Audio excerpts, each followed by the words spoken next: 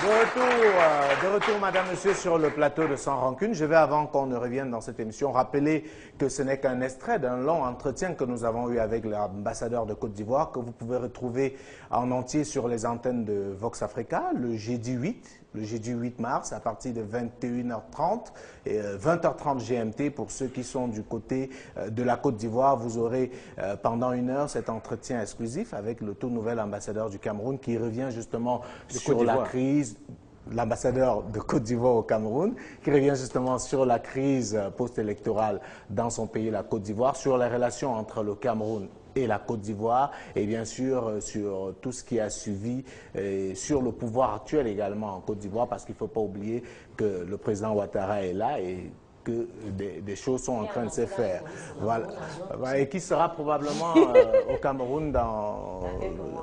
Probablement. Oui, Paulin. Oui, alors, j'imagine bien qu'on va sortir du livre et commencer par autre chose. Je voulais quand même dire qu'il y a un dossier important qui a également été développé par Charles Nana, un dossier qui n'a pas livré son verdict. Alors, le dossier Guy-André Kiefer, le journaliste franco-canadien, souvent présenté par les médias français comme ce journaliste, grand journaliste d'investigation qui travaillait sur la filière cacao-café, mais que non, dans son livre, il nous indique que c'est un monsieur qui est venu travailler à la société CCC comme chargé de la communication et qui a commencé à récolter les informations confidentielles secrètes à la fois sur certaines autorités politiques ivoiriennes, mais également de sa propre société, ce qui aurait pu être à l'origine finalement de son assassinat, donc dédouanant du même coup Laurent Gbagbo, enfin le régime de Laurent Gbagbo qui a été présenté comme celui qui l'a assassiné. Est-ce que ce journaliste-là, qui n'avait pas de carte de presse, qui était présenté comme pigiste par le responsable de la lettre du continent, n'en était pas un, il était simplement un type de la mafia, que la mafia a fini par broyer elle-même? Bon, si vous voulez, ça pose clairement la qualité du travail des journalistes, de manière générale, sur cette affaire. Il a été question, on nous a dit que... pourquoi je me suis intéressé à l'affaire Kiefer? Parce que je voulais comprendre comment le beau-frère de Madame Simone Gbagbo a pu amener un journaliste dans les sous-sols du palais présidentiel pour le torturer et l'assassiner. Voilà ce qui a été dit dans les médias, répété à de nombreuses occasions. Donc moi, par curiosité, je voulais comprendre. Il se trouve que lorsque je rentre dans l'enquête, je découvre des tas de choses qui n'ont absolument rien à voir avec ce qui se passe. Et je suis d'ailleurs les méthodes qui sont utilisées par le juge français Ramael, qui obtient un certain nombre d'informations. Un des témoins qui est arrêté, M. Oulaye, est arrêté en France. On dit qu'il est le témoin clé de celui qui aurait amené M. Kiefer dans les sous-sols du palais présidentiel. Un autre témoin est arrêté et présenté dans les médias français, c'est-à-dire au même moment où se déroule l'instruction. Donc l'instruction est censée se dérouler sous le sceau du secret. Il fait des interventions publiques, un témoin clé fait des interventions médiatiques pour dire « j'étais là ». Sauf que le jour où il y a une confrontation, où des juges, des magistrats ivoiriens, des enquêteurs ivoiriens viennent avoir une confrontation avec celui-là, qui disait au juge français Ramael que j'étais présent le jour où on a arrêté M. Kiefer pour aller le torturer, lorsqu'il y a confrontation, il dit non, je n'étais pas là. J'ai entendu quelqu'un qui aurait entendu qui me l'a rapporté. Bon, alors à partir de ce moment-là, le témoin capital, qui a été en même temps le témoin médiatique, commence à se fissurer. Et le juge Ramael lui-même, qui a fait payer le transport de ce monsieur par le canal de l'ambassade de France au Burkina Faso, commence à se rendre compte que son témoin ne pèse plus lourd. Donc, j'ai regardé point par point la femme de monsieur. Alors, il y a une autre chose, c'est la femme de monsieur Kiefer. Laquelle femme de monsieur Kiefer? Osange Kiefer est une compagne, ancienne compagne de monsieur Kiefer, avec qui il avait eu un enfant. Ils se sont séparés depuis très longtemps. Ils ne se parlaient plus. Le frère de monsieur Kiefer également. Il ne se parlait plus avec son frère pour des questions de querelle familiale. Sauf qu'au moment où l'affaire éclate, on fait venir Ossange Kiffer et qui parle dans les médias français en disant qu'on a fait disparaître son mari en Côte d'Ivoire, elle veut savoir la vérité. Mais la vraie femme de Atta Afua Kiffer, qui est d'origine ghanéenne et qui vit en Côte d'Ivoire avec M. Kiffer, n'est pas entendue par la justice. Mieux que cela, le jour où elle décide de rencontrer le juge et qu'elle veut apporter des témoignages, on l'en empêche.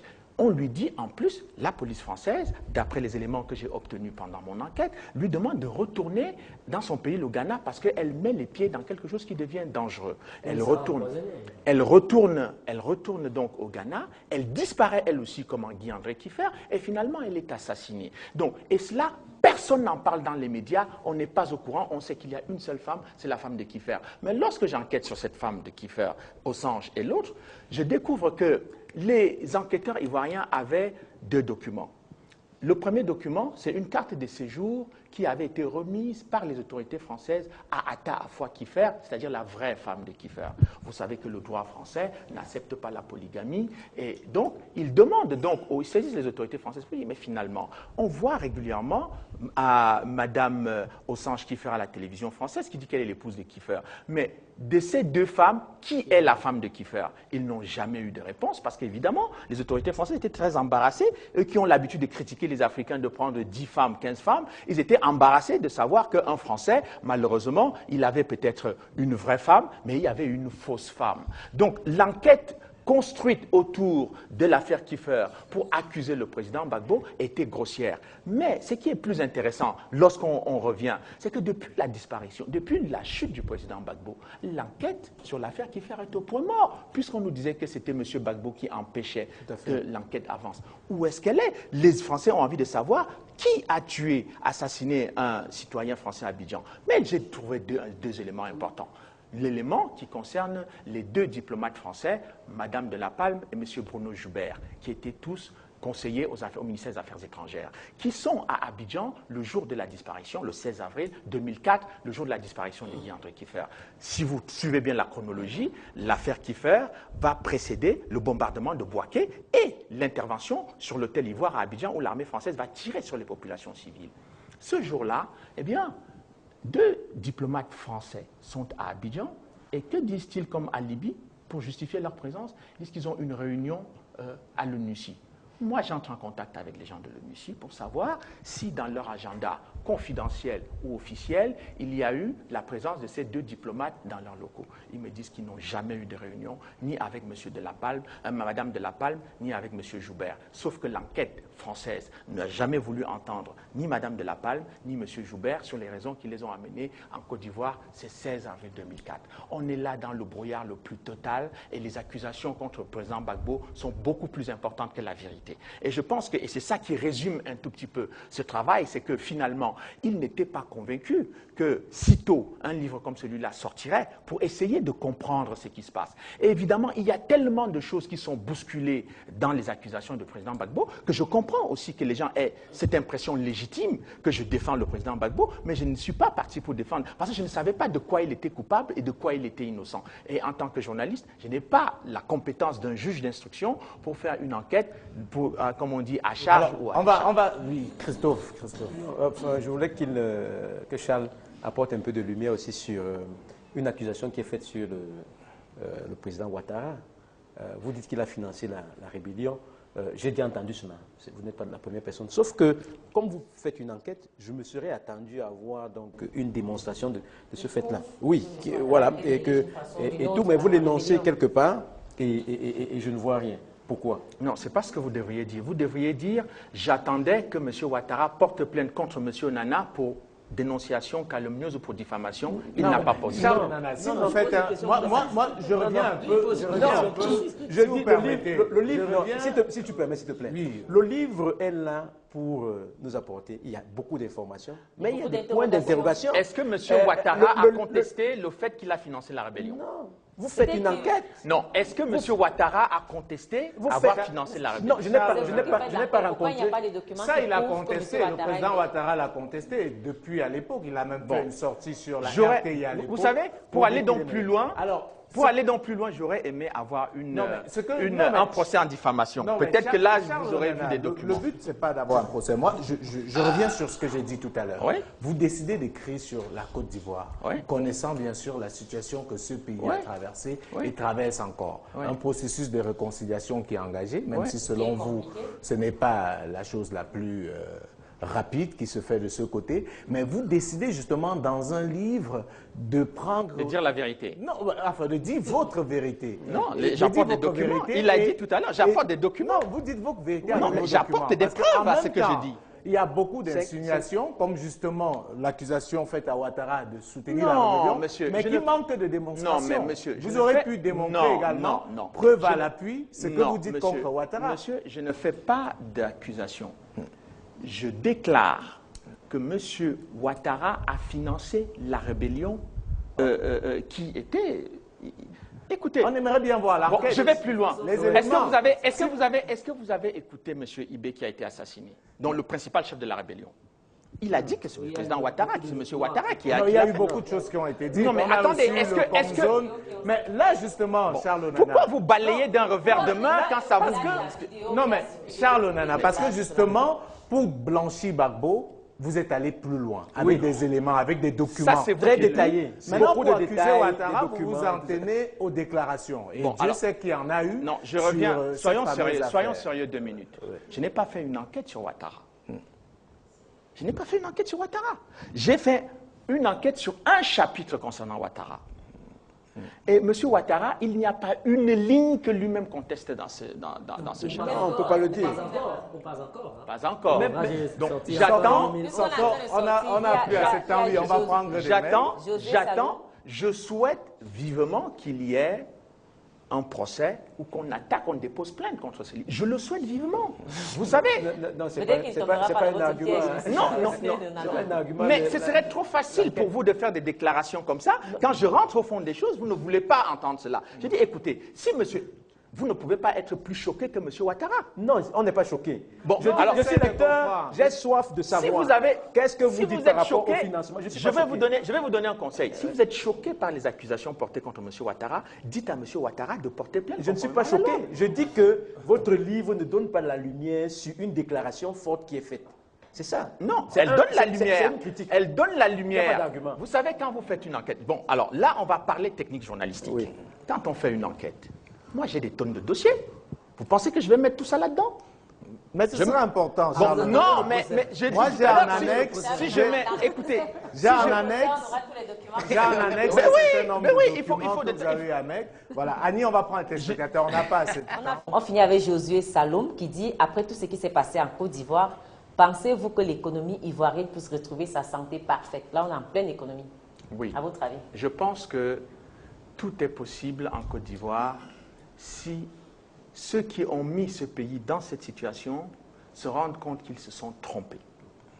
La Côte d'Ivoire, pendant 10 ans, a subi toutes sortes de brutalités, de violences. Un officier français me dit, écoutez, monsieur Nana, on a des officiers supérieurs en Côte d'Ivoire, formés dans les académies militaires en Europe et ailleurs. On nous a presque contraints de discuter avec des analphabètes de rebelles, des incultes qui ne connaissent pas les textes de leur propre pays et qui ne sont pas capables de les respecter. Mais parce que la politique internationale était au-dessus de nous, on était obligés de nous conformer à cela.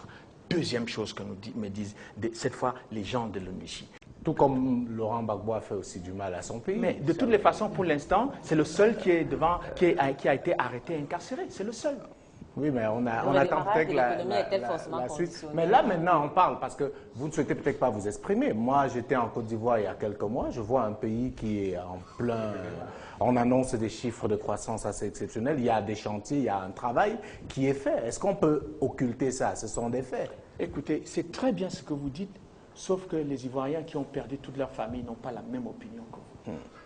Oui, Mais vous savez que les familles ont été tuées des deux côtés. Des pro-Ouattara ont perdu des gens comme des Bien pro-Gbagbo. entendu. Est-ce Oui. qu'il est donc nécessaire de marcher sur des millions de cadavres pour donner la prospérité à un pays? Mais moi, je voulais faire un commentaire à la suite de ce questionnement de Charles. Est-ce qu'on va se retrouver dans une situation où il y a d'un côté un bourreau qui a tout organisé, M. Ouattara, Et de l'autre côté, Sarkozy, dont on n'a pas beaucoup parlé au cours de cette émission, de ce débat. Et de l'autre, quelqu'un qui n'a posé aucun acte négatif. Parce que ce n'est pas parce que le président Ouattara se trouve en fonction aujourd'hui qu'il va assumer toute la responsabilité de ce qui arrive. Je ne voudrais pas absoudre le président Ouattara, ni les rebelles, les forces nouvelles qui ont commis des atrocités. D'ailleurs, mon vœu, comme citoyen camerounais et africain, c'est de voir tous ceux qui sont impliqués de quelque manière, que ce soit dans les crimes qui ont été commis, être poursuivis et punis, sanctionnés sévèrement. Vous savez, mais vous voulez que je vous réponde? Oui. Bon, vous savez, dans ce dossier, vous avez des gens extrêmement sérieux qui ont suivi cette histoire. Vous avez le président Jerry Rawlings, qui s'est indigné publiquement, c'est un ancien chef d'État, et qui arrive au pouvoir à la suite d'un coup d'État, qui s'est indigné du traitement qui a été réservé. Vous savez, c'est très facile comme ça, de quelqu'un qui est déjà tombé. Attendez, laissez-moi finir. Parce que vous savez qui a tué Robert Gay? Il faudrait bien le savoir. Hein. Bon, alors, mais vous le dites comme si vous saviez qui a tué Robert Gay. Oui. Dites-le. Mais il faut bien le savoir. Bon, vous ne savez pas. Moi, j'ai pas mené l'enquête. Bon, vous ne savez pas. Donc, je vais vous dire une chose. C'est très facile aujourd'hui de piétiner M. Laurent Gbagbo parce qu'il n'est pas au pouvoir. Et c'est très facile d'avoir peur de parler de M. Ouattara parce qu'il est au pouvoir. Et c'est très facile, c'est très très difficile pour vous d'essayer de vous poser des questions sur ceux qui ont le pouvoir. Laissez-moi terminer. Non, mais laissez-moi terminer. Pour vos téléspectateurs, non, pour avoir travaillé. Écoutez, pour avoir travaillé souvent du côté où il y a la faiblesse, je sais à peu près de quoi je parle. Quand le vent souffle d'un côté, les gens préfèrent se mettre du côté où le vent souffle. Quand ça va dans le sens contraire, il n'y a personne qui a envie de se mettre en face. Donc moi, j'accepte, et en écrivant ce livre, je savais que j'allais avoir quasiment presque tout le monde contre moi. Non, je le pensais. Non, mais attendez. Pas du tout. Non, quand j'ai dit tout le monde. Quand j'ai dit tout le monde, je mets les guillemets. Hein. Tous ces gens qui ont peur sont obligés de se mettre du bon côté. Bon, or, là, moi, j'ai pris le risque d'affronter tout ça. Et d'affronter tout ça avec ses conséquences. La preuve, c'est que moi, je viens parler aux Camerounais, on dit que je ne peux pas leur parler. Et donc, attendez, je finis. Si on est convaincu que M. Ouattara a raison, je ne vois pas pourquoi on a peur que je puisse parler aux Camerounais qui devraient participer et qui devraient partager avec moi le fruit de recherche. Et nous, on a pris le risque de vous inviter pour en parler. Mais c'est magnifique, c'est pour cela que je vous Ça veut dire que, justement, nous, on n'a pas de problème à ce niveau, on n'a pas de parti pris. Mais je m'en réjouis. Mais le problème, c'était de questionner le travail que vous avez fait. Mais vous savez, j'ai accepté le jeu ou pas? Voilà. Mais un travail que nous reconnaissons riche, avec beaucoup d'informations. Oui, mais aussi qui donne l'envie de découvrir autre chose. Et cette autre chose-là, vous avez volontairement, je suppose, choisi de ne pas nous le donner. Un bon journaliste, je vous aurais prié de ne pas faire de conclusion hâtive parce que vous ne savez pas si je garde quelque chose d'autre pour la fin. Ce sera l'objet peut-être d'une deuxième enquête. On va sortir avec la chronique de Xavier Messé. C'est vrai qu'on a pris beaucoup plus de temps sur la crise ivoirienne, on peut se rendre compte. Alors Xavier, au Cameroun, tout le monde en parle. On parle aujourd'hui d'un nouveau code électoral, on parle de l'introduction de la biométrie. Est-ce que tous ces artifices qu'on brandit aujourd'hui peuvent garantir enfin une élection transparente au Cameroun? Merci Jules, mais si vous permettez, vous savez, je n'ai pas beaucoup parlé parce que Charles parlait pour moi. Vous savez combien de fois... Oui, vos positions sont connues, Xavier. Allons sur la chronique. Vous savez combien de fois cette histoire de la Côte d'Ivoire nous a passionnés et vous savez de quel côté... votre cœur a battu. Parce que je me suis dit de temps en temps, lorsque je suis un homme des médias que je suis, je ne me laisserai jamais écraser par une propagande organisée. C'est ce qui a été le cas, raison pour laquelle je suis resté résistant face à la vague, n'est-ce pas, d'informations et de désinformations qui venaient de l'Occident et de la communauté internationale sur la Côte d'Ivoire. Donc, j'ai trouvé là un interlocuteur qui est allé dans le même sens que moi, ou du moins je suis allé dans le même sens. Vous allez vous associer pour un prochain livre. Je suis content. Allons sur la chronique, Xavier. Mais pour répondre à votre question sur la chronique, il y a eu 3 faits au Cameroun qui sont des faits considérés comme des faits majeurs. Il y a eu déjà l'acceptation de refondre la liste électorale, c'est très important, parce que vous savez, la dernière élection présidentielle qui a eu lieu en octobre nous a révélé beaucoup de choses qui ne sont pas de nature à revoir lors de la prochaine consultation. On a vu des gens, des personnalités décédées depuis 2, 3, 4, 5 ans, qui sont apparus, dont les noms sont apparus sur les listes et qui ont voté pas à un seul endroit, mais à 2 ou à 3 endroits. Alors donc, refonder les listes, ça va être une occasion de faire en sorte que les morts ne votent plus. Ça va faire en sorte que les jeunes qui ont atteint l'âge de voter puissent se faire inscrire librement. Donc c'est très positif. Vous savez également, le deuxième fait important, c'est l'introduction de la biométrie dans l'établissement des listes électorales. Parce qu'il y a un certain nombre d'électeurs camerounais qui détiennent chacun 10 cartes, 5 cartes, voire 10 et plus, et qui peuvent voter en même temps au même enfin, à des endroits différents. Donc l'introduction de la biométrie va permettre que les doublons, les troublons, les triplons soient complètement bannis. Et le troisième fait, c'est la consultation actuellement qui est en train de se faire autour du Premier ministre pour pouvoir doter le Cameroun d'un code électoral. Ce sont quand même 3 faits majeurs qui sont susceptibles d'être signalés. Et on donne là l'impression que c'est l'opposition qui a gagné des points, même si l'opposition dit que ce n'est pas suffisant. Dans ce pays où on sait que le chef de l'État n'a pas l'habitude d'écouter l'opposition, marquer quand même 3 points comme ça, c'est très important. Mais nous sommes quand même obligés de remarquer que si l'opposition a marqué ces 3 points, ce n'est pas sa pression auprès du chef de l'État, mais c'est surtout la communauté internationale. Au lendemain de l'élection d'octobre, vous êtes rendu compte qu'il y a eu un balai diplomatique des puissances étrangères qui sont venues régulièrement au Cameroun. Même si on n'a pas fait des déclarations officielles, nous avons pris un certain nombre de dispositions pour tout savoir. Qu'est-ce qu'on a appris? C'est que la communauté internationale a demandé au président de la République que nous allons reconnaître votre réélection, mais en contrepartie, il faut nous assurer qu'il y aura un certain nombre de réformes très très rapidement qui vont se passer avant les prochaines élections, c'est-à-dire les législatives et les municipales. Donc le président de la République aujourd'hui a 30 ans de pouvoir, avec une nouvelle élection qui va l'amener à faire 37 ans, il sait qu'il n'a plus rien à perdre. Il est pratiquement au bout du rouleau politique. Aujourd'hui, il peut rendre le processus électoral transparent. Il ne sera plus candidat, ou tout au moins, il y a certaines personnes qui le disent. Il ne sera plus candidat.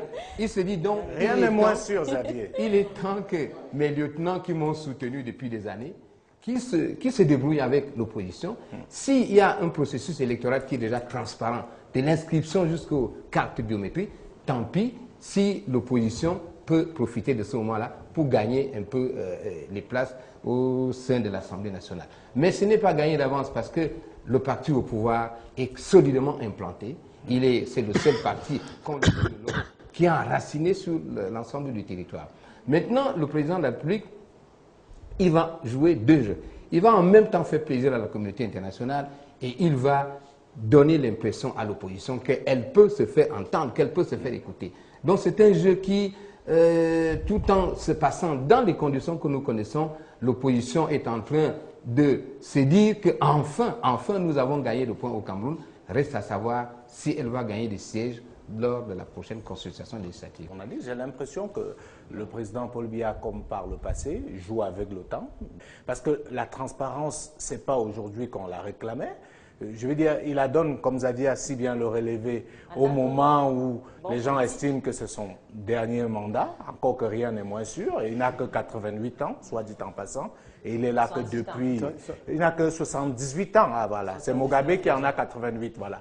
Et il est là que depuis 30 ans, donc on peut estimer qu'il a encore, au vu des... Dans 7 ans, il n'aura même pas l'âge de Wade. Voilà, au vu des regards, et comme Annie le relève, dans 7 ans, il n'aura même pas l'âge d'Abdoulaye Wade, encore moins celui de Mugabe. Mais je suis un peu surpris que les gens veulent saluer une telle initiative qui, à mon sens, relève davantage d'un calcul politique. Est-ce que vous avez cette même impression, vous qui avez eu le privilège de donner votre avis?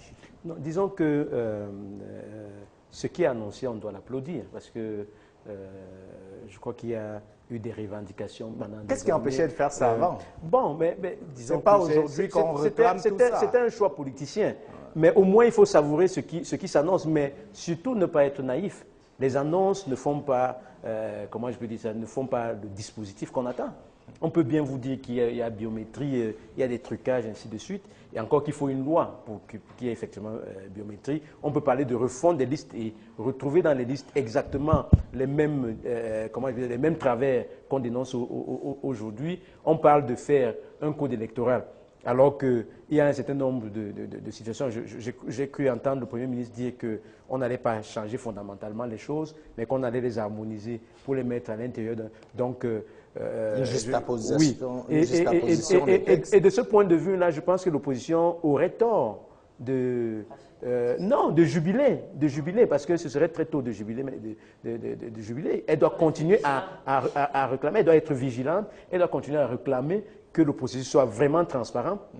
Et d'ailleurs, c'est le sens que l'Union des journalistes, de la contribution de l'Union des journalistes du Cameroun au cours de ces consultations, c'est de dire que la presse doit être associée, le processus doit être transparent, puisqu'on parle de démocratie. Même le financement des partis de la presse doit se faire sur une base transparente. J'ai entendu le professeur Boyo Massala plaider pour que, j'allais dire, les médias privés, et notamment les médias électroniques aussi, puissent bénéficier des soutiens importants, compte tenu du rôle qu'ils jouent dans cette affaire-là. Donc c'est une pression, et si à 78 ans, le chef de l'État décide de concéder des choses pour qu'on aille vers une vraie démocratie, moi je crois qu'il faut applaudir, parce que pour un pays... Selon l'adage, mieux vaut tard que jamais. Oui, et pour un pays... notre pays, c'est simplement, nous sommes en 2012, c'est 62 ans, État indépendant et tout ça, c'est rien du tout. Donc on commence seulement dans la vie. Mais un pays vit à l'ère du temps. Un pays doit vivre à l'ère du temps. Merci beaucoup Charles Onana d'avoir accepté de venir sur notre plateau. La question c'est de savoir, vous avez travaillé sur le Rwanda, sur la Côte d'Ivoire, vous êtes franco-camerounais, à quand cette forte capacité d'investigation sur le Cameroun? Écoutez, je pense qu'il y a de brillants journalistes camerounais. J'en ai vu pas mal pendant mon séjour. Je crois qu'ils sont infiniment plus qualifiés que moi pour faire un travail de meilleure qualité. Et non, mais c'est sa réponse. Parce que il ne peut pas enquêter sur tout. C'est très facile parce que justement, dans les réactions qu'on a eues en préparant cette émission, oui. Il y a des Ivoiriens qui estiment pourquoi est-ce que vous ne travaillez pas, par exemple, sur le Cameroun, qui est réputé être l'un des pays les plus corrompus au monde, qu'il y a des gens qui sont emprisonnés avant de chercher les preuves de leur inculpation. Pourquoi ce sujet ne vous intéresse pas et vous allez vous intéresser à la Côte d'Ivoire? C'est une très mauvaise question parce que c'est comme si on me renvoyait à mes origines systématiquement. Ouais. Quand un Français fait un travail sur un machin, on ne lui dit pas pourquoi vous ne travaillez pas sur la France. On ne lui pose jamais cette question-là. Quand un Anglais fait une enquête sur un pays africain, jamais on lui dit que mais vous êtes d'origine de Grande-Bretagne. Mais pourquoi on pose ça à un Camerounais? Pourquoi on pose la même question? Donc ça signifie que dans les têtes de beaucoup d'Africains, le complexe d'infériorité n'a pas disparu. Mais on peut voir les choses autrement. On peut se dire que ce brillant enquêteur peut aussi être utile à son pays. Et donc, je suis très utile à mon pays parce que c'est une demande que nous formulons. J'ai édité les livres de Marthe Moumier, j'ai édité les livres de Jacques-Roger Bobo, de Roger Mila. Est-ce que c'est peu pour le Cameroun? Vous n'avez pas La deuxième chose, il y a également des choses aussi importantes qu'ici, vous avez les moyens de pouvoir obtenir ci ou ça. C'est de ça qu'il est question. C'est pas une question de complexe. Mais vous savez, je ne suis pas sûr. Bon, vous voyez, quand je travaille sur la Côte d'Ivoire, je n'ai jamais eu d'affinité avec le président Gbagbo, mais on trouve quand même que je dois avoir de la sympathie pour lui. On n'est jamais prophète chez soi. Si je travaille sur le Cameroun, pensez-vous vraiment que je serai objectif? Ou peut-être vous ménagez. Faites d'abord le travail et on jugera. Merci en tout cas Charles Onana d'être venu sur notre plateau. Merci Christophe Bebekono. Alors Annie, quelques mails pour sortir de cette émission. Éric Nifo, les réactions par rapport à l'émission sur le Sénégal. Salut, je m'appelle Éric Kinifo, je suis votre émission Sans Rancune. J'aimerais porter une petite réaction à propos de l'émission que vous avez présentée vendredi passé concernant le Sénégal. Les interventions du monsieur qui défend les causes de Wade sont incorrectes jusqu'à dire que les opposants auront le pouvoir après 40 ans. C'est pas bon à écouter. Kadi Diaye, je suis tombée sur Sans Rancune où monsieur Aboubakrin Dieng faisait des analyses sur l'opposition sénégalaise. Le président Senghor nous a laissé un État, des institutions fortes et crédibles. Le président Diouf a renforcé la démocratie. Wade est le premier président élu démocratiquement par l'écrasante majorité des Sénégalais, mais il a déçu tous les Sénégalais et a mis l'État à genoux. On a Alain Bebel, qui a d'ailleurs intitulé son mail « Droit de réponse » à M. Ndieng, et qui dit « M. Ndieng affirme que Wade n'est pas assez vieux. et que l'ultimatum donné par les étrangers est de trop. Se rappelle-t-il seulement que c'est Wade qui est allé voir les autres présidents africains, notamment Laurent Gbagbo, pour leur dire que 2 mandats, c'était trop? Pourquoi tant d'hypocrisie, des haines entre les présidents africains? Pourquoi pense-t-il qu'on doit respecter le Conseil constitutionnel du Sénégal sans respecter celui de Côte d'Ivoire? 2 reproches pour sortir. Didier Mountou, qui nous a écrit depuis Luanda, en Angola, et qui dit « J'aime votre émission sans rancune, mais vous ne parlez que de vous, parlez de toute l'Afrique. » Ibrahim Touré, sincèrement, je pense que vous parlez trop du Cameroun, diversifié, et vous aurez un plus grand succès. Mais on nous reproche de ne pas parler assez du Cameroun. Parfois, vous voyez quand même vous. Ah, c'est une sortie très facile pour Charles. Nous ferons l'effort parce que le but de cette émission, c'est de parler de toute l'Afrique. Et d'ailleurs, un téléspectateur tchadien nous avait suggéré de parler du Tchad. On en a parlé. Peut-être qu'on parlera de l'Angola, de l'Ouganda aussi, c'est une bonne de la critique. Tanzanie. Vous devez parler des autres pays et pas seulement du Cameroun. Et pas aussi seulement de la Côte d'Ivoire. Voilà, par exemple, on a parlé du Sénégal, on ne se justifie pas, mais je crois qu'il y a un peu de fondement dans tout ça. Essayons, pourquoi pas au niveau de la production de l'émission, de diversifier nos sujets. Merci en tout cas à vous tous d'être venus sur ce plateau. Madame, Monsieur, merci de nous avoir suivis. Restez sur Vox Africa. Bonsoir à tous.